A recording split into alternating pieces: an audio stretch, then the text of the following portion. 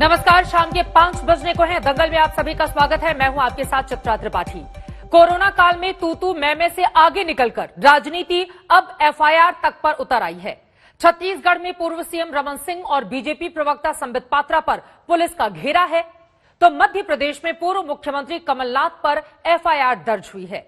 Corona को लेकर राजनीतिक स्कोर करते करते क्या राजनीति ने हद लांघी है? आज दंगल की बहस इसी मुद्दे पर होगी। हम आज पूछेंगे कि विरोधी पर एफआईआर सरकारों की टूल किट है। क्या पुलिस के सहारे कोरोना काल की लड़ाई सरकारें जीतेंगी? क्या कोरोना पर परसेप्शन मैनेजमेंट में राजनीतिक शत्रुता इस वक्त निभाई जा रही है? कोरोना का कोई वेरिएंट इंडियन नहीं कहा जा सकता है, लेकिन कोरोना काल में क्या राजनीति का इंडियन वेरिएंट ज्यादा खतरनाक हो चला है, जिसकी सरकार उसी की एफआईआर? इस मुद्दे पर बहस शुरू करेंगे, लेकिन उसके पहले यह रिपोर्ट देखिए। तो अब कोरोना पर राजनीति करते करते मामला एफआईआर की राजनीति पर आ गया है। छत्तीसगढ़ में राज्य के पूर्व मुख्यमंत्री रमन सिंह पर एनएसयूआई की शिकायत पर एफआईआर दर्ज हुई, तो दूसरी ओर बीजेपी की शिकायत पर मध्य प्रदेश के पूर्व मुख्यमंत्री कमलनाथ पर एफआईआर हो गई है। बात सिर्फ एफआईआर तक ही सीमित नहीं है। रमन सिंह अपने ऊपर दर्ज एफआईआर को लेकर पुलिस के खिलाफ धरने पर भी बैठ गए हैं। एनएसयूआई का आरोप है कि कांग्रेस के रिसर्च सेल के फर्जी लेटर हेड पर झूठी कहानी बनाई गई और इंटरनेट पर प्रचारित की गई, लेकिन रमन सिंह के मुताबिक सारे आरोप झूठे हैं। न्यायालय में जाते जाते इनकी जो सारी तैयारी है, जो झूठे मामले हैं, वो बेनकाब हो जाते हैं। और जिस प्रकार उन्होंने संबित पात्रा और मेरे खिलाफ मामला दर्ज किया, तो हम लोग इस मामले को न्यायालय तक ले जाएंगे। छत्तीसगढ़ में दर्ज एफआईआर में रमन सिंह के अलावा बीजेपी के राष्ट्रीय प्रवक्ता संबित पात्रा भी कटघरे में हैं। उन्हें रविवार को ही पुलिस ने पूछताछ के लिए बुलाया था, लेकिन संबित पात्रा पेश नहीं हुए। इस बीच दिल्ली पुलिस ने कथित टूल किट वाले संबित के ट्वीट को मैनिपुलेटेड बताने पर ट्विटर को नोटिस दे दिया है। कांग्रेस की कथित टूल किट सच्ची है या फर्जी, इस घमासान के बीच जब कमलनाथ ने इंडियन वेरिएंट कोरोना को लेकर यह बयान दिया, तो नया घमासान हो गया। ये शुरू हुआ था चीन का कोरोना। आज भारत इतना महान बन गया कि अब इंडियन वेरिएंट कोरोना, विश्व के प्रधानमंत्री और राष्ट्रपति आज इंडियन वेरिएंट कोरोना से डरे हुए हैं। देशों ने बैन कर दिया, सिंगापुर देश जैसे देश ने बैन कर दिया। जो हमारे बच्चे स्कूल जा रहे थे, मुझे तो किसी ने बताया कि जिसको कॉलेज में एडमिशन हो गई थी, उन्होंने कहा आप इंडिया से आ रहे हैं, आप इंडियन वेरिएंट ले आएंगे। कमलनाथ के बयान पर बीजेपी को ये कहने का मौका मिल गया कि टूलकिट में जो हथकंडा सुझाया गया था, वो साबित हो रहा है। बीजेपी की शिकायत के बाद कमलनाथ के खिलाफ भ्रामक जानकारी फैलाने को लेकर भोपाल में एफआईआर भी दर्ज हुई है। मैं मैडम सोनिया गांधी से पूछना चाहता हूं, आग लगाने वाले बयान से क्या वो सहमत है कमलनाथ के? अगर कमलनाथ मन से कर रहे हैं, तो फिर आप धृतराष्ट्र बन के तमाशा क्यों देख रही हैं? आप कार्रवाई कीजिए। और अगर आप सहमत हैं, तो देश को अवगत कराइए, ताकि देश अवगत हो सके कि कांग्रेस का सोच क्या है। शिवराज सिंह जी की बात सही है, मान लो, तो सुप्रीम कोर्ट के हलफनामे में कानून मंत्रालय ने और स्वास्थ्य मंत्रालय ने यह कहा कि 9 मई को कि डबल इंडियन वेरिएंट का शब्द का उपयोग किया गया, ये इसका हलफनामे की कॉपी है। मैं मानता हूं अब इन पर भी एफआईआर होनी चाहिए, मेरे ही देश में होनी चाहिए, मेरे ही प्रदेश में होनी चाहिए।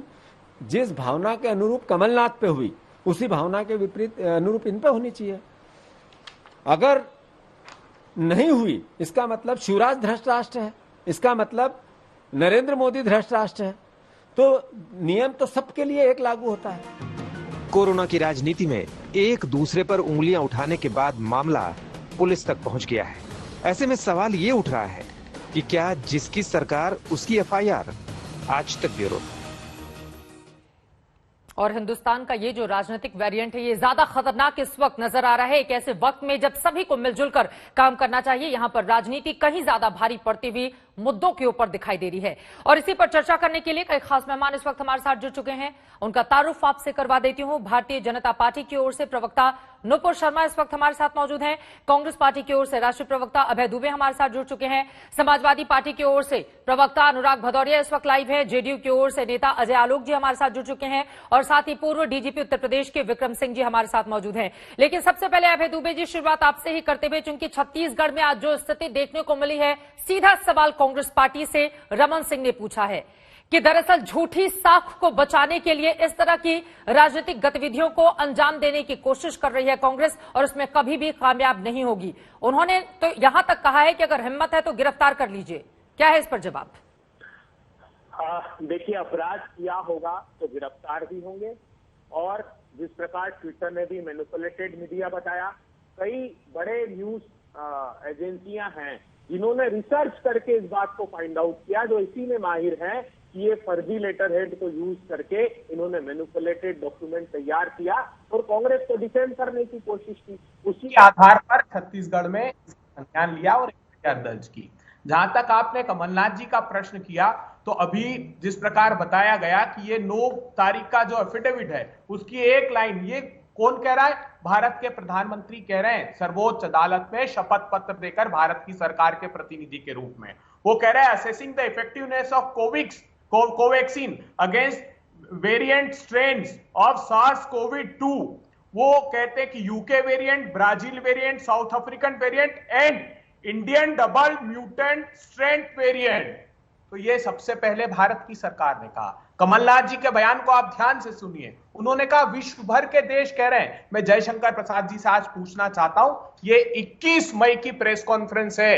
यूके के चीफ मेडिकल ऑफिसर है टोनी होलहॉर्न, उन्होंने क्या कहा? Indian variant black cloud on horizon, ये कह रहे हैं वो। और वो ट्रेवल एडवाइजरी जितने देशों ने जारी किए उनको उठाकर देख लीजिए, सबने इंडियन वेरिएंट, यही बात सिर्फ कमलनाथ जी ने कही। और कमलनाथ जी ने भारत की सरकार से अपेक्षा की कि कम से कम वो उन देशों में जाकर इंटरवीन करे, सिंगापुर जैसे देश जो हमारे बच्चों को स्कूल कॉलेज जाने से रोक रहे हैं, जो टैक्सी ड्राइवर्स हमारे हिंदुस्तान के हैं उनमें वो ट्रेवल एडवाइजरी जारी करके उसमें नहीं बैठने की बात कर रहे हैं। तो इंटरवीन सरकार को करना चाहिए। ठीक है। तो कमलनाथ जी का वक्तव्य सकारात्मक है। एक और बात, जो उन पर एफआईआर की है, मैं आखिरी बात बताता हूं। उन पर एफआईआर इसलिए भी की कि उन्होंने कहा, सरकार ने कहा कि भ्रामक जानकारी डेथ के डेटा को लेकर। नहीं शिवराज सिंह जी, मैं आपको सिर्फ 2 हेडलाइन पढ़कर बताता हूं और समूचे मध्य प्रदेश के अखबार ये कर रहे हैं। एमपी में मरे हुए लोग ठीक होकर अस्पताल में, कोरोना से मरीज की मौत, लेकिन सरकारी रिकॉर्ड में उसको डिस्चार्ज बता दिया। सरकार कह रही है कि वो ठीक होकर चले गए, ऐसे मरीजों की लिस्ट उन्होंने छापी है। दूसरा बड़ा समाचार यह है कि 26 जिलों की पड़ताल की है दैनिक भास्कर ने, उसमें यह बताया है, क्योंकि बाकी के शमशान घाटों का रिकॉर्ड नहीं बाकी के जिलों में, उन्होंने कहा 61 दिनों में 26,339 मौतें हुई हैं, लेकिन 1/3 ही उसमें सरकार ने दर्ज की है। उन्होंने सिलसिलेवार बताया कि ग्वालियर में मौत सबसे तेज रफ्तार से है, जबलपुर में 1257% अधिक एक महीने में मृत्यु हुई, लेकिन सरकार ने उसको रिकॉर्ड में नहीं लिया। तो ये हम अपनी तरफ से नहीं कह रहे हैं, ये जो मीडिया ने रिसर्च किया उसकी बुनियाद पर। और आखिरी बात करना सर, आप अपनी तरफ से भी कुछ कहिए ना, कांग्रेस पार्टी ने क्या किया इस पर भी तो कुछ कहिए ना। मैं इस पर आऊंगी अभय दुबे जी। नुपुर शर्मा जी भी हमारे साथ जुड़ चुके हैं। हो गई, आपने बहुत सारे आरोप लगाए हैं। देखिए, बहुत लंबी अगर बात हो जाएगी तो उन आरोपों पर जवाब मैं नहीं ले पाऊंगी। एक बार उनकी बात हो जाए उसके बाद आप बोलिएगा आगे। नुपुर शर्मा जी, अगर रमन सिंह के खिलाफ कार्रवाई गलत है तो कमलनाथ के खिलाफ जो एफआईआर मध्य प्रदेश में हुई है वो फिर सही कैसे हो सकती है? इस पर आप जवाब दीजिए। और उन्होंने कहा है कि विदेशों में जब इंडियन वेरिएंट शब्द का इस्तेमाल किया जा रहा है तो वहां पर उस तरह की सख्ती दिखाते हुए क्यों नहीं अपना उपस्थिति दर्ज करते हुए ये कहा जा रहा है कि पूरी तरह से ये गलत है, निराधार है। यहां पर कमलनाथ को ही निशाने पर क्यों लिया जा रहा है? ये आरोप है कांग्रेस पार्टी के। देखिए, मैं 2 चीज स्पष्ट करूंगी आपको, दर्शकों को। सबसे पहली बात तो ये समझना जरूरी है, जिन्होंने कागज दिखाया आपके शो के ऊपर आके जरा इनसे पूछिए एफिडेविट की डेट क्या है। एफिडेविट की डेट है 9 मई 2021। इनको पता होनी चाहिए ये बात। और वो स्पष्टीकरण WHO से किस दिन आया? 12 मई 2021 को। तो कृपया करके दूसरी बात, और गौरतलब है चित्रा जी, एक चीज के ऊपर फोकस करेंगे कि कमलनाथ जी ने इंडियन वेरिएंट बोला है या भारतीय कोरोना, इंडियन कोरोना बोला है। तीसरी बात कहना चाहूंगी कि वेरिएंट को हिंदी में प्रकार कहा जाता है, वो 12 मई 2021 को स्पष्टीकरण देके सामने आया है कि इंडियन वेरिएंट कुछ है ही नहीं, क्योंकि तब WHO एग्जामिन कर रही थी। दूसरी बात, ये ऊपर क्यों बोल रहे हैं? एक बार उनकी बात खत्म हो जाए प्लीज अभय दुबे जी, एक बार उनकी बात खत्म हो जाए। मैं इनके ऊपर नहीं बोली प्लीज। मैं इनसे फिर से आग्रह करूंगी, अपने प्रिय कमलनाथ जी का जरा कृपया करके पूरा का पूरा वीडियो सुनेंगे गौर से। वो कह रहे हैं भारतीय कोरोना, इंडियन कोरोना, वो वेरिएंट की तो बात ही नहीं कर रहे भाई साहब। ये वो पार्टी की तरफ से आ रहा है, ये जो आज इन्होंने बयान दिया जी ने, जिन्होंने अपने leader of opposition Adhir Ranjan Chaudhary जी का ट्वीट तक डिलीट करवा दिया था क्योंकि उन्होंने चाइनीज वायरस का इस्तेमाल कर लिया था। ये धृतराज बोल रहे हैं हमारे प्रधानमंत्री को। क्यों भैया, आपकी आंखों पे कौन सा पट्टी लगी थी जब सोनिया गांधी जी बाटला हाउस टेररिस्ट के लिए आंसू और टसुए बिहारी थी? आपकी आंखों पे कौन सी पट्टी लगी थी जब कम्युनिस्ट पार्टी ऑफ चाइना ने आपको करोड़ों रुपए का चंदा दे दिया था? आपकी आंखों पे कौन सी पट्टी लगी थी जब आपके राहुल गांधी इन पावर होने के बावजूद, सॉरी चित्रा जी मैं इनके ऊपर नहीं बोली, मुझे प्लीज मेरी बात कंप्लीट करने दीजिए। कोई तरीका इनकी बात खत्म हो जाए, आप दोनों की एक एक, ठीक है सर, ओपनिंग दिमाग हो जाए, बाकी तीनों मेहमानों के पास भी मैं जाकर इस मुद्दे पर ले लूं, उसके बाद डिबेट को हम खोलेंगे, फिर एक दूसरे में खूब टोका टाकी आप कीजिएगा और सवाल जवाब कीजिएगा। एक बार नुपुर शर्मा की बात कंप्लीट हो जाने दीजिए अभय दुबे जी प्लीज। नुपुर, और आपकी बात पे, आपकी आंखों पे कौन सी पट्टी लगी थी जब MOU साइन कर रहे थे राहुल गांधी? न जाने क्या चीज पे साइन कर दिया भारत की सरकार में होने के बावजूद। कौन सी पट्टी लगी थी जब डोकलाम के फेस ऑफ के दौरान राहुल गांधी चिपके चाउमीन खाया है चाइनीज हाई कमीशन के साथ, कमिश्नर के साथ? कौन सी पट्टी लगी थी? कानों पे भी पर्दा फट गया होगा, रुई खुशाली होगी जब कमलनाथ जी कह रहे हैं कि हमारे पास मौका है, भारत पे हाथ लगा दो। क्या हो गया? सच्चाई आ गई बात। देखिए चित्रा जी, मैं इसके ऊपर नहीं बोली, आप मेरे शुरुआती कमेंट की बिना किसी हेकलिंग के चिल्ल पुकार के होने दीजिए। ये सड़क पर खड़े होकर चिल्लाना चाह रहे हैं, मैं नहीं चिल्लाना चाह रही क्योंकि अभय दुबे प्लीज, अगर दोनों लोग बोलेंगे तो आवाज किसी की समझ में नहीं आएगी। एक बार उनकी बात कंप्लीट हो जाइए प्लीज अभय दुबे, प्लीज अभय दुबे। और मुझे लगता है हम मुद्दे पर रहें, जो आज का मुद्दा है मुद्दे पर रहें प्लीज अभय दुबे। ठीक है नुपुर, जल्दी से अपनी बात खत्म कीजिए, बाकी लोग भी इंतजार कर रहे हैं। देखिए ये मेरे को लगातार तीसरी बार हैकल कर रहे हैं, तीसरी बार इन्होंने परेशान किया। क्यों? क्योंकि आज इनका पर्दा फाश हो रहा है। साफ सी बात मैं पूछना चाह रही हूँ, इनकी जो मैं तथ्यों पे कर रही हूँ, आने तो दीजिए आप मुझे। I am sorry Chitra ji, मैं कौन से तथ्यों पे बात नहीं कर रही हूँ। अभय दुबे जी, अगर देखिए प्लीज एक दूसरे में इस तरह से टोका टाकी बिल्कुल शुरू में ही हम करेंगे तो डिबेट किस दिशा में आगे जाएगी। अभय दुबे, आप इतने सीनियर नेता हैं, प्लीज मुझे लगता है कि बार बार मुझे भी टोकना आपको अच्छा नहीं लगेगा। आप खुद उस मर्यादा का पालन कीजिए जिसकी अपेक्षा आप दूसरों से चाहते हैं। जल्दी से अपनी बात खत्म कर लीजिए। एक बार तथ्य को नकार के दिखा दीजिए कि आपके कमलनाथ ने इंडियन वेरिएंट बोला है, इंडियन कोरोना नहीं बोला। आप एक बार ये, आप यहाँ पे आप एविडेंस के साथ, तथ्य के साथ दिखाइए कि आपने अधीर रंजन चौधरी का चाइनीज वायरस लिखने के लिए ट्वीट डिलीट नहीं करवाया। आप एक बार बता दीजिए कि राहुल गांधी ने MOU पे साइन नहीं किया, करोड़ों रुपए का चंदा नहीं लिया आप लोगों ने कम्युनिस्ट पार्टी ऑफ चाइना से। एक बार दिखा दीजिए कि राहुल गांधी चुपके चुपके चाउमीन नहीं खा के आए वो चाइनीज हाई कमीशन पे। और एक बार दिखा दीजिएगा कि 8 लाशें किस तरीके से महाराष्ट्र के अंदर एक धरती पे भीड़ के अंदर आपने एक साथ तय संस्कार कर दिया। एक बार दिखा दीजिए तथ्यों के साथ कि महाराष्ट्र के अंदर हर रोज संक्रमण की दर 2% बढ़ रही है हर रोज। एक बार आप तथ्य पे दिखा दीजिए कि आज भी मृतकों की दर कोरोना वायरस संक्रमण से सबसे ज्यादा पंजाब से आ रही है, जो 3 और 2.5% के बीच में ही दौड़ रही है। एक बार दिखा दीजिए आपके पंजाब के गांव के अंदर 60% से ज्यादा कोरोना वायरस की मृत्यु नहीं हो रही। एक बार तथ्य दिखा दीजिए आपके, आप लोगों को लगता है कि भैया ये जो किसान प्रदर्शन है ये कोरोना प्रूफ है, यहाँ पे तो कोरोना वायरस है ही नहीं। जो आप लोगों ने 12 पार्टियों ने, विपक्षी दलों ने साइन करके कोरोना फैलाओ संक्रमण का एक आदेश दे दिया है कि हम समर्थन करते हैं, आइए कोरोना फैलाइए। चलिए ठीक है, अब इस पर हम जवाब ले लेते हैं। ठीक है, उनके कहने का मतलब ये है कि जो चाइनीज कोरोना है उसको कहने में तो बचती है कांग्रेस पार्टी, लेकिन इंडियन कोरोना कहने में बिल्कुल भी उनकी जुबान नहीं कांपती और फट से ये करार दे देते हैं। क्या इससे देश की छवि खराब नहीं होती है? अभय दुबे जी जल्दी से जवाब दीजिए, फिर बाकी लोगों के पास आएंगे। जी, देश की छवि जब खराब होती, जब हजारों शव मां गंगा के आंचल में शत विक्षत अवस्था में पड़े होते हैं और प्रधानमंत्री जी उसका संज्ञान नहीं लेते हैं। भारत मां की छवि तब खराब होती है जब ऑक्सीजन की कमी से लोग तिल तिल मरते हैं और प्रधानमंत्री असनसोल की रैली में कहते हैं कि लाखों लोग देखकर मेरा सीना गर्व से चौड़ा हो गया।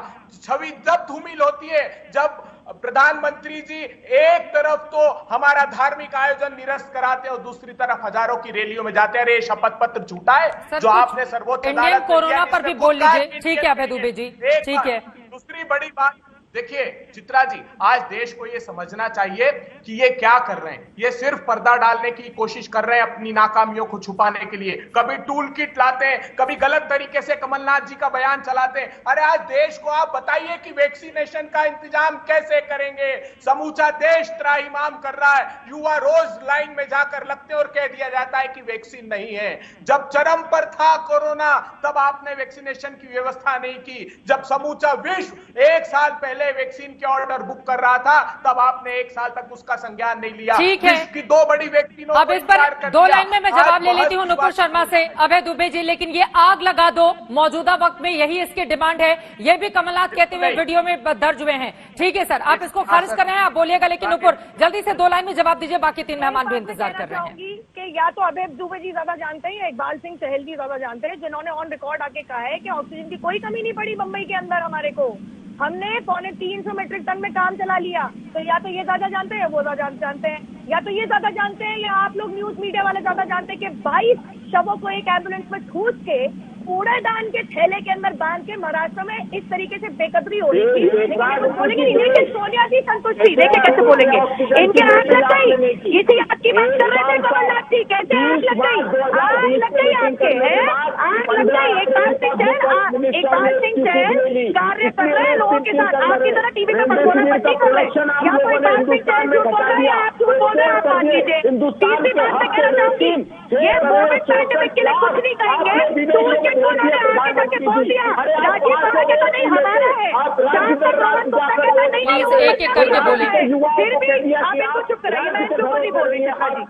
ठीक है, आप दोनों लोग एक सेकंड सर प्लीज, अब बाकी मेहमानों का रुख करते हुए। ठीक है, मैं देखिए नुपुर हो गई बात, मुझे लग रहा है सिर्फ एक मुंबई और महाराष्ट्र का उदाहरण मत दीजिए। क्या नुपुर, क्या ऑक्सीजन की वजह से जान नहीं गई है लोगों की? एक मुंबई का उदाहरण दे देकर क्या पूरे देश को आप खारिज कर देंगे? ये भी तो सवाल है ना नुपुर शर्मा। ठीक है, आप आगे बोलिएगा, लेकिन उसके पहले अनुराग भदौरिया जी, ये परसेप्शन की लड़ाई लड़ी जा रही है क्या इस समय कि सरकार के ऊपर जितना कीचड़ है उछालो और अपने राजनीतिक परसेप्शन को दुरुस्त करो, बिना लोगों के बीच में जाए ट्विटर पर पूरा वॉर खेलो? देखिए कितना बुरा लग रहा होगा हिंदुस्तान जब आपके प्रोग्राम को देख रहा होगा।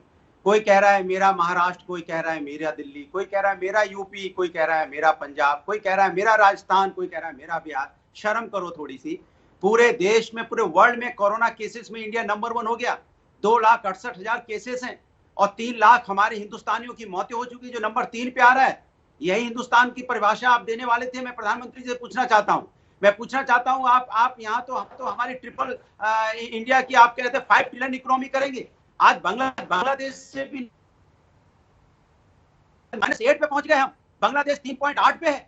शर्म नहीं आती है? सब बोलते हो, आपस में लड़ते हो आप लोग। यहाँ लगातार गंगा में लाशें बह रही हैं, वो जानवर नोच रहे हैं। ऑक्सीजन की बगैर, ऑक्सीजन कमी से लोग मर गए। आप एफआईआर खेल रहे हो। कमाल है भाई। तमाम तरह के टूल का पता लगाते हैं, घूमते हो इधर से उधर, और आप जो जिन टूल की जरूरत है उनका पता नहीं लगा पाते। फंगस किट की यहाँ पे जरूरत है, टूल की किसी को नहीं मिल रहा है। लोग उसके बगैर मर रहे हैं। गाँव में आपका मेडिकल किट नहीं है, लोग मर रहे हैं बिना दवा के, बिना ऑक्सीजन के।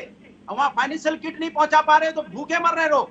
और कमाल की बात करते हैं आप यहाँ पे हिंदुस्तान की बात करने में आपकी जीभ लड़खड़ाती है क्या? हिंदुस्तान की बात क्यों नहीं करना चाहते? एक तरफ महाराष्ट्र के अल्लाह मजार कहते हैं ना, जो निंदा करने वाले लोग होते हैं, सरकार को आलोचना सुनने की ताकत होनी चाहिए। आप अपनी सरकार आलोचना भारतीय जनता पार्टी क्यों नहीं सुनना चाहती? अगर आप आलोचना नहीं सुनेंगे तो आप सुधार कैसे करेंगे? लोकतंत्र में आलोचना ही सबसे बड़ी ताकत होती है। आप आलोचना लेना नहीं चाहते, जो आलोचना करेगा उस पर।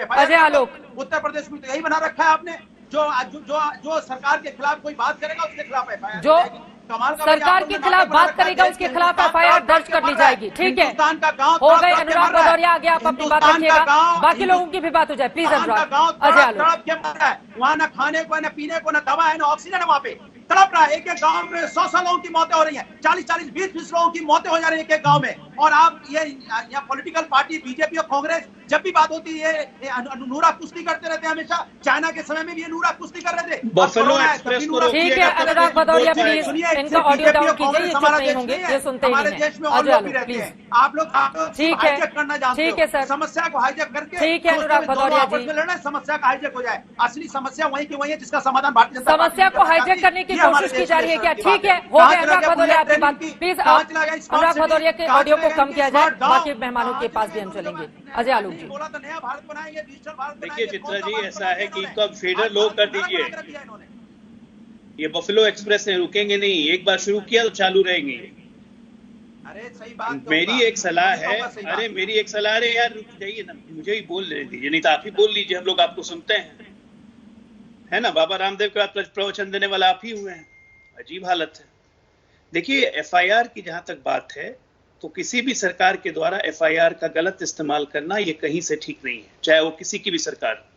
और इस देश में इस एफआईआर का प्रचलन काफी दिनों से चल रहा है, जो कि एक दुर्भाग्यपूर्ण बात है, इसमें कोई शक नहीं है। लेकिन साथ के साथ ये भी देखना बहुत जरूरी है कि जब हम पैंडेमिक में चल रहे हैं और पैंडेमिक में ऐसी बातें एक जिम्मेदार व्यक्ति के मुंह से निकलना जिससे कि लोगों में भय फैले, जिससे कि लोग में खतरा व्याप्त हो, जिससे एक अराजक स्थिति बने, ये कहां से न्यायपूर्ण और तर्कसंगत हो गया। चाहे वो कमलनाथ हो, पूर्व केंद्रीय मंत्री रहे हैं, पूर्व मुख्यमंत्री रहे हैं, तो क्या कमलनाथ जी कुछ भी बोलेंगे तो क्या वो सही जस्टिफाइड हो जाएगा जस्ट बिकॉज कि कमलनाथ बोल रहे हैं? सरकार की आलोचना आप कीजिए, सरकार की आलोचना से कोई दिक्कत नहीं है। बिल्कुल सही कहा है एक बात हमारे मित्र ने कि सरकार आलोचना सुनना चाहिए, बिल्कुल सुन रहे हैं हम। तो एक और सलाह देते हैं ना कांग्रेस पार्टी को, और भदौरिया जी आपको भी, एक काम कीजिए, शमशान घाट पे ही जाके अपना ऑफिस खोल लीजिए। आप लोग मौतें हो रही हैं, मौतें हो रही हैं, मौतें हो रही हैं, आप जनता को डराना चाहते हैं क्या? अच्छा, तो जनता को डराना चाह रहे हैं? मैंने आपको टोके नहीं, नहीं, आप रोक लेंगे, आप रोक लेंगे, घर में बैठ के रोक लेंगे। आज तक अस्पताल झांकने गए, झांकने गए आप, अरे अस्पताल झांकने गए आज तक, किसी की मदद की है आज तक आप लोगों ने? किसी की मदद की आप लोगों ने? अखिलेश यादव घर से बाहर तक नहीं निकले, वैक्सीन तक नहीं लिया, बीजेपी की वैक्सीन बता दी, बकवास कर रहे हैं आप, जैसे बीजेपी ने बकवास कर रहे हैं, अपने कान नाक बंद कर वैक्सीन के बारे में भ्रम फैलाने वाले लोग हैं आप, और आप यहाँ पे आके ज्ञान देने के लिए नहीं है, ज्ञान देने शुतुरमुर्ग नहीं। आप लोग इस देश के सबसे बड़े कोरोना हो, आपको जगाएंगे, आप लोग इस देश के सबसे बड़े कोरोना हो, आप लोग पॉलिटिकल कोरोना हो, मौतें हो रही हैं और आप कह रहे हो कि आवाज जिसने इस देश की जड़ों में मट्ठा डाल दिया है। अरे आप शुतुरमुर्ग हो आप लोग सकते ऐसे हो, पॉलिटिकल कोरोना हो जिसने इस देश की एक जड़ों में करके बात मट्ठा रखिए डाल प्लीज, दिया। एक बार उनकी बात हो जाने दीजिए। लेकिन ये सरकार की जिम्मेदारी है ना कि बढ़ते हुए मौत के आंकड़े को रोका जाए। अजय आलोक जी, बिल्कुल जिम्मेदारी है, सरकार कर भी रही है। एक मिनट को चुप करवाई का चलना, मैंने बोला ना बफेलो एक्सप्रेस रुकती नहीं है, हिंदुस्तान को शमशान घाट, बफेलो एक्सप्रेस रुकती नहीं प्लीज अनुराग भदौरिया, एक बार उनकी बात हो जाए, दोनों लोग बोलेंगे समझ में नहीं आएगा। प्लीज अनुराग भदौरिया। नहीं चित्रा जी, ये गलत बात है। आप कहेंगे कि शमशान घाट, अरे ये इनको चुप करवाइएगा। भारतीय जनता पार्टी शमशान घाट पे ऑफिस खुलवाना चाहती है। आप क्या काला मंडी हटा लीजिए, हरा कुत्ता पे आइए। नहीं, काला मंडी हटा लीजिए, हिंदुस्तान को तो बता, गर्मी बहुत है, काला मंडी हटाइए, क्या काला मंडी हटा लीजिए, गर्मी बहुत लग जाएगी, तुरंत ब्लड प्रेशर बढ़ जाएगा, काला मंडी हटा। चलिए ठीक है, इस तरह की व्यक्तिगत टिप्पणी से हम बाहर निकलेंगे। अजय आलोक, अगर आपकी बात खत्म हो गई हो, मैं विक्रम सिंह जी के पास जाना चाह रही हूँ। ठीक है अनुराग भदौरिया, प्लीज हो गई आपकी बात। आपके भी नेता कहाँ हैं? कहीं तो दर्शन दिखाई नहीं दे रहे हैं। नहीं, आप लोग भी तो इतने सालों तक सरकार चलाए हैं ना, विपक्ष की कोई जिम्मेदारी होती है कि नहीं होती है? अनुराग, एक सेकंड अनुराग भदौरिया जी, एक सेकंड अनुराग भदौरिया जी, लॉकडाउन का पालन करते हुए सिर्फ ट्विटर के अलावा भी आप दूसरे तरीके से मदद कर सकते हैं। प्लीज अनुराग भदौरिया, 5 साल हो गए, 5 साल हो गए, अब तो चुनाव भी होने हैं 6 महीने के बाद उत्तर प्रदेश में। प्लीज जनता देख रही है, यहाँ पर इस तरह की बातें मत कीजिए। अनुराग भदौरिया, सिर्फ कीचड़ उछालना आपका काम नहीं होना चाहिए, सिर्फ कीचड़ उछालने का काम बंद कीजिए। अनुराग भदौरिया प्लीज, उनकी बात हो जाए, अजय आलोक की बात हो जाए, उसके बाद ठीक है, प्लीज शांत रहिए। अनुराग भदौरिया प्लीज शांत रहिए।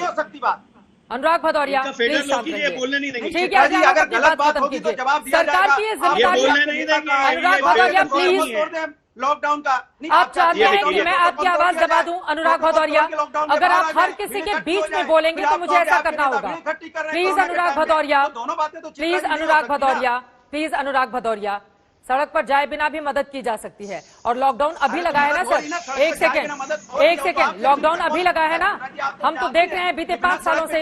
प्लीज अनुराग भदौरिया, प्लीज चित्रा जी उनको डाउन कीजिए, किसी को नहीं बोलने देंगे। अनुराग भदौरिया की आवाज डाउन कीजिए प्लीज। अजय आलोक अपनी बात खत्म कीजिए, उसके बाद मैं विक्रम सिंह जी आपके पास जाना चाहूंगी। जल्दी से अजय आलोक प्लीज। चित्रा जी, आज तक एक बहुत इंपॉर्टेंट चैनल है, लगभग एक साथ 50 करोड़ लोग देख रहे होंगे इस प्रोग्राम को। मैं बस यही याद दिलाना चाहता हूं कि 16 जनवरी से इस देश में वैक्सीन पे भ्रम फैलाना किसने शुरू किया? Starting with Akhilesh Yadav, BJP की वैक्सीन, कांग्रेस के मुख्यमंत्री छत्तीसगढ़, ये वैक्सीन हम यहां पे नहीं लेंगे, ये सेफ नहीं है, चाहे वो कांग्रेस का कोई नेता हो, शशि थरूर से लेके कोई भी व्यक्ति।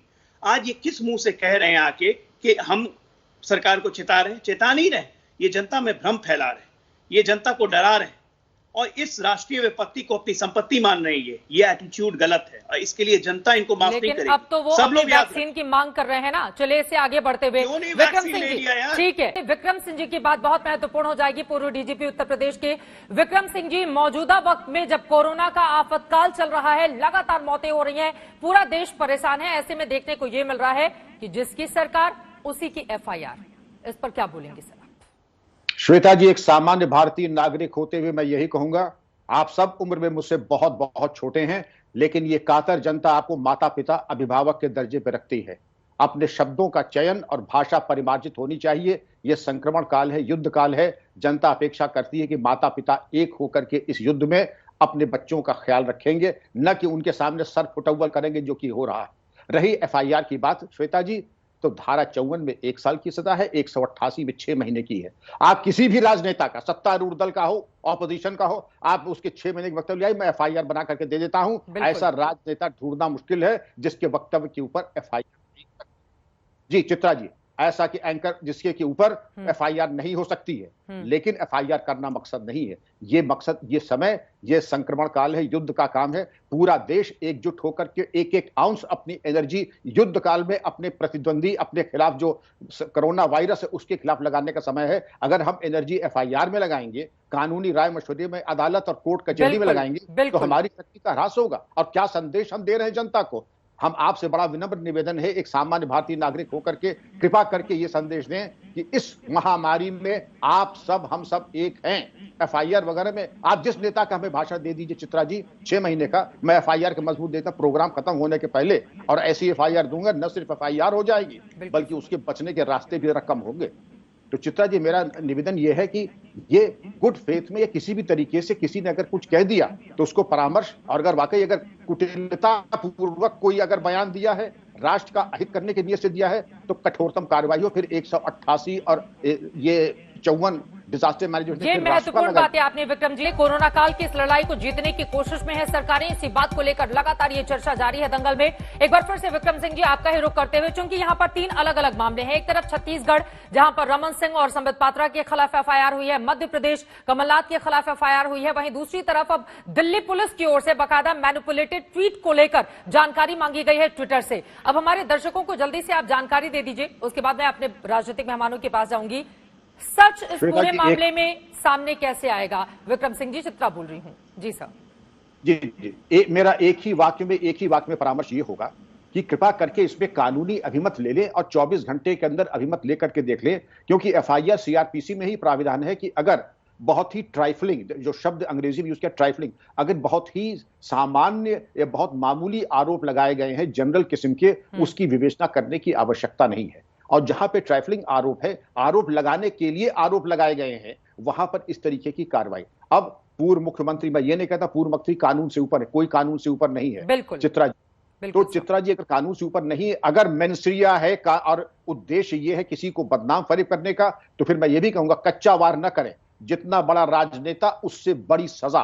फिर रासुका लगाइए, फिर ये मत कहिए कि हम 188 IPC लगाएंगे और 54 डिजास्टर मैनेजमेंट लेंगे जिसमें 6 महीने 4 महीने। फिर 100 सोनार की, 1 लोहार की रासुका लगाइए बहुत कायदे से, जिससे कि बाकी जिंदगी राजनीति जेल के पीछे से करे, जैसे बहुत राजनेताओं ने किया है। लेकिन मनमाने तरीके से ये FIR की राजनीति, ये घटिया ग्राम पंचायत स्तर पे हम अपनी राष्ट्रीय राजनीति को न ले जाएं। ये ग्राम पंचायत में अभी तक हम लोग देखते थे कि इस तरीके के लोग ग्राम पंचायत और इस तरीके के लोग आरोप प्रत्यारोप, FIR, थाना चौकी और ये स्तर राजनीति का था। राष्ट्रीय स्तर की राजनीति, वरिष्ठ स्तर की राजनीति, उनका स्तर बड़ा विराट होता है। वो एक मानक के मील के पत्थर हैं। हम उनको आसमान से ऊपर बहुत दैवी संपदा से विभूषित देखते हैं। क्या आदर्श स्थापित कर रहे हैं आप हमारे सामने, युवाओं के सामने? क्या आदर्श स्थापित करने की FIR और थाने चौकी से राजनीति चलेगी या संसद से चलेगी? कांग्रेस और बीजेपी दोनों पर ही ये बातें समान रूप से लागू होती हैं। एक बार नुपुर आपकी बात हो जाए। अभय दुबे, मैं फौरन आ रही हूं आपके पास। नुपुर शर्मा जी, थाने के बाहर जाकर रमन सिंह ने आज 2 घंटे तक धरना प्रदर्शन किया। गिरफ्तारी की बात वहां पर वो करते हुए नजर आ रहे हैं। पुलिस अगर जांच कर रही है तो उसमें सहयोग करे ना, फिर ये धरने की राजनीति क्यों हो रही है वहां पर? मैं जरा विक्रम जी से बात करना चाहूंगी। आदरणीय विक्रम जी, मेरे जहन में आपके लिए बेहतरीन इज्जत है, बहुत ज्यादा, और मैं खुद एक वकील होने के नाते भी आपसे एक सीधा सवाल पूछूंगी। मेरे हिसाब से जो कमलनाथ जी के ऊपर FIR हुई है वो कम हुई है, क्योंकि वो इस इल्जाम पे तो करी ही नहीं है। उन्होंने जो देश में आग लगाने की बात करी है, ये तो किसी और बयान के ऊपर FIR हुई है। आपको नहीं लगता कि कमलनाथ जी का इतिहास, ठीक नरसंहार का इतिहास को मद्देनजर रखते हुए, उनका पूरा कार्यकाल को मद्देनजर रखते हुए, उनके ऊपर ये देश में आग लगाने की बात के ऊपर भी एक कड़ी से कड़ी FIR होनी चाहिए, जबकि महामारी से जूझ रहा है देश। और ये जो यहाँ पे अन्य लोग कह रहे थे कि ये लाशों पे जो राजनीति करते हैं, भदौरिया जी और अभय दुबे जी, पूरा विश्व जूझ रहा है आज की तारीख में महामारी से, केवल भारत देश नहीं जूझ रहा। मैं अपनी बात में विक्रम जी से कह रही हूँ, ऐसे डिस्टर्ब करेंगे तो मैं भी ठीक है, एक करके ठीक है। नुपुर, जल्दी से अपनी बात, जल्दी से आपने जो सवाल पूछे आप उसका जवाब देंगे। अभय दुबे, क्या उतावलापन है, ठीक है, पता नहीं क्या उतावलापन है। दूसरी बात विक्रम जी, मैं आपसे पूछना चाहूंगी, ये जो यहाँ पे बड़े दिग्गज लोग बैठे हैं ना कांग्रेस के, जो कह रहे हैं एक अन्य मीडिया हाउस ने फैक्ट चेक कर दिया, उसने फैक्ट चेक कर दिया, आप भी जानते हैं, मैं भी जानती हूँ, कोर्ट में ये दलील मंजूर ही नहीं होगी। किसी अन्य वेबसाइट ने अगर फैक्ट चेक कर दिया तो कोर्ट में इसकी वैल्यू 0 से भी नीचे है। असल में बात तो ये है कि आज की तारीख में ये कहने वाले दोनों टूल किट हमारा नहीं है, अगले दिन कहते हैं आधा हमारा है, शाम तक कहते हैं जो हमारा नहीं है उसमें भी एक पन्ना हमारा है। ये जो यू-टर्न लिया गया है, इसमें आप भी जानते हैं अगर कोई फर्जीवाड़ा, अब जवाब ले लीजिए विक्रम जी, कोई फर्जीवाड़ा का इल्जाम लगाता है, कोई फर्जीवाड़ा का इल्जाम लगाता है सर, तो आप भी जानते हैं कि जो इल्जाम लगा रहा है उस टाइम पे बर्डन ऑफ प्रूफ उसके ऊपर है कि तुम जिसके ऊपर इल्जाम लगा रहे हो तुम दिखाओ उसे फर्जीवाड़ा कैसे किया है। आज पूछना चाहती हूँ, बेड ब्लॉक करना IPC अट्रैक्ट नहीं करता क्या महामारी के बीच में? कोविड पैंडेमिक कहना, मोदी वेरिएंट कहना, देश की बुराई करना, आज सरकार से सवाल पूछो, लेकिन भारत नफरत में मत बदलो उसको। क्या ये अट्रैक्ट नहीं करता? Epidemic diseases act, disaster management act, IPC act. Nupur ji, आप बहुत विद्वान अधिवक्ता हैं, आपसे तो हम लोग सीखते हैं, लेकिन जो मेरी तुच्छ बुद्धि कह रही है, कोई भी कानून से ऊपर नहीं है। वो फिलॉसफी जो ब्रिटिश लॉ की, the king can do no wrong, वो हमारे यहाँ प्रासंगिक नहीं है।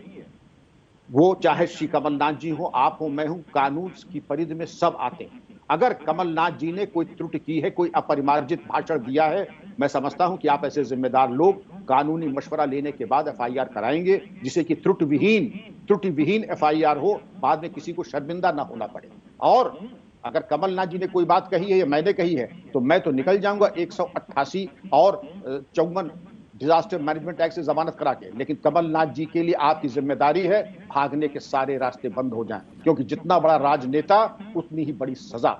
ये देश अब कुर्बानी मांग रहा है, क्योंकि इस तरीके के देश की छवि को धूमिल करना अगर किया है आपने कानूनी राजनीति, अगर आप आश्वस्त हैं अपने अंतर्मन से कि इन्होंने त्रुटि की है कमलनाथ जी ने किसी ने, तो कार्रवाई ऐसी कीजिए जो कि ऐतिहासिक हो, न कि इसलिए कि 3 दिन हम चौराहे पे जाके धरना प्रदर्शन करें, चौथे दिन कैसी FIR और कौन सी FIR, ये नहीं होना चाहिए। बिल्कुल, और यही चीजें कांग्रेस पार्टी के ऊपर भी लागू होती है। अभय दुबे जी, ठीक है, नुपुर आपकी बात हो गई। अभय दुबे जी, कांग्रेस पार्टी के ऊपर भी रमन सिंह के और संबित पात्रा के मामले में ये बातें उतनी ही लागू होती हैं।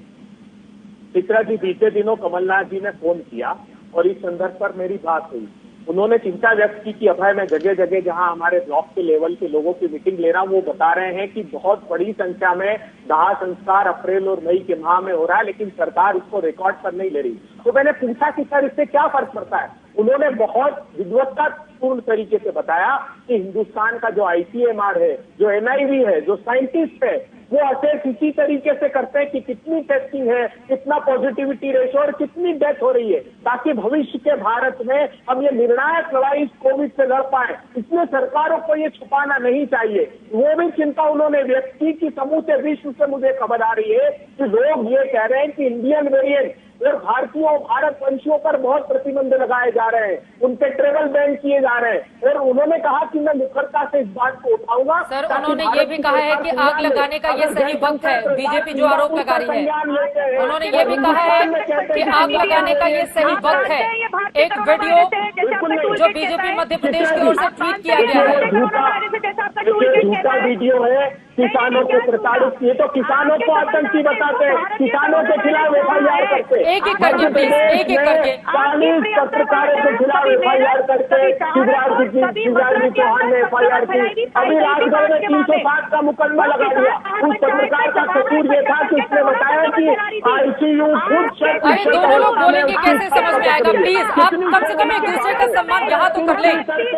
राज्य सरकारों के जरिए FIR का मामला तो चल ही रहा है, यहाँ पर तो सम्मान कर ले एक दूसरे का। प्लीज एक एक करके अपनी बात रखेंगे, दोनों साथ में बोलेंगे, कैसे समझ में आएगा? अभय दुबे जी, नुपुर शर्मा, प्लीज एक एक करके। आपके दिग्गज नेताओं के क्या ये बयान नहीं आए थे?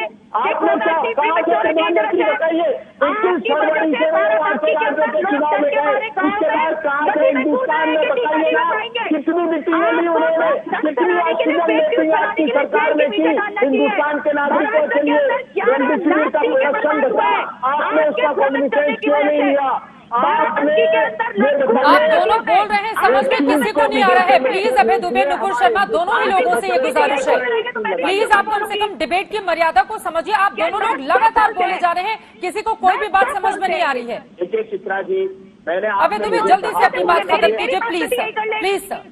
देखिए मैं विनम्रता से यही कहना चाहता हूँ, कमलनाथ जी की बातों का संज्ञान सरकार ने सकारात्मक तरीके से उन देशों से बात करे जो हिंदुस्तान को बदनाम कर रहे हैं, एक बात। दूसरी मौत के आंकड़े, गुजरात का भयावह दृश्य आया, दिव्य भास्कर गुजरात से प्रकाशित किया कि 13 मई का गुजरात से 1,23,000 मौतें हुई है। गुजरात की सरकार ने सिर्फ 4,000 वोटें दर्शाई है। नुपुर जी, ये इतिहास लिखा जाएगा तो आप लोगों को क्षमा नहीं करेगा हिंदुस्तान के साथ ये दुर्व्यवहार करना बंद कर दीजिए। लगातार बोलने से कुछ नहीं होगा। अरे गुजरात के पुत्र, गुजरात गए प्रधानमंत्री जी, साइक्लोन में 7 लोगों की मृत्यु हुई। हाँ, प्रधानमंत्री जी का दायित्व है गुजरात जाए, मगर 12 के पुत्र है। सब प्लीज, अब मैं बाहर निकलना चाहूंगी। अगर इस तरह से हम लड़ेंगे तो अब समझ में आ गया कि ये देश कोरोना से कैसे लड़ेगा। आपस में अगर हम ऐसे लड़ेंगे तो हम कोरोना से कैसे लड़ेंगे, ये बड़ा सवाल है। ठीक है, आप दोनों की बात खत्म करते हुए यहाँ पर बाकी मेहमानों को भी जल्दी से अजय आलोक आपका रुख करते हुए, क्या इस वक्त ये जिम्मेदारी नहीं होनी चाहिए दोनों ही राष्ट्रीय पार्टियों की कि एक साथ मिलकर इस कोरोना काल में कम से कम जो अदृश्य दुश्मन है उसका मुकाबला किया जाए? अगर आपस में हम इस तरह से लड़ेंगे तो इस दुश्मन को कैसे हराएंगे जो लगातार हमारे लोगों को मार रहा है? नहीं, बात तो आप बिल्कुल सही बोल रही हैं, लेकिन पिछले 1 साल से इसके लक्षण क्या आपको दिखे हैं? कांग्रेस पार्टी में इसके सिम्टम्स कभी नहीं दिखे, ना ही समाजवादी पार्टी में सिम्टम्स नहीं है लोग में। और खैर, अभी तो आपके राष्ट्रीय चैनल पे बैठ के सामने अभय दुबे ने कह दिया कि कमलनाथ जी उनसे फोन पे कह रहे थे कि ये इंडियन कोरोना वेरिएंट क्या है। अब इससे ज्यादा प्रूफ क्या चाहिए? गलती की है, सजा मिलनी चाहिए। अरे झूठ बोलते हैं अभी आपके सामने बोला अभय दुबे जी, झूठ बोलना। अरे अभय दुबे जी, अभी आपने कहा कि कमलनाथ से कह रहे थे इंडियन वेरिएंट। देखिए अभी टीवी में बोल के भटक रहे हैं। अभय दुबे एक बार उनकी बात हो जाने दीजिए। तीन लोग एक साथ। अभय दुबे प्लीज, अजय आलोक आपकी बारी में नहीं बोल रहे थे, एक बार उनकी बात हो जाने दीजिए। अभय दुबे प्लीज, नुपुर प्लीज, ठीक है। अजय सर, एक बार उनका भी तो सम्मान कीजिए ना सर। अभय दुबे, नुपुर, बारी किसकी?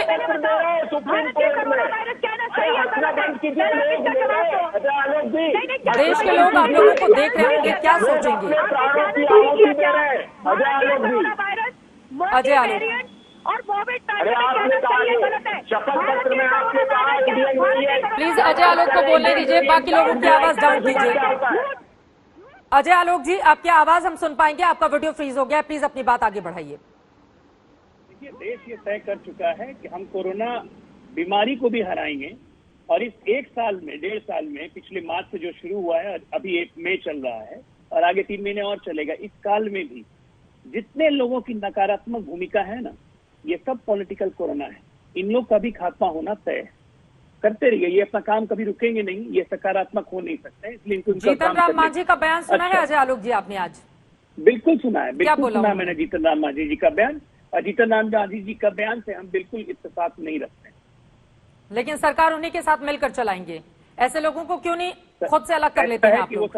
ना वो सरकार के हिस्सा है, वो एक सहयोगी है, लेकिन जो उन्होंने बयान दिया है उससे बिल्कुल सरकार इत्तेफाक नहीं रखती है।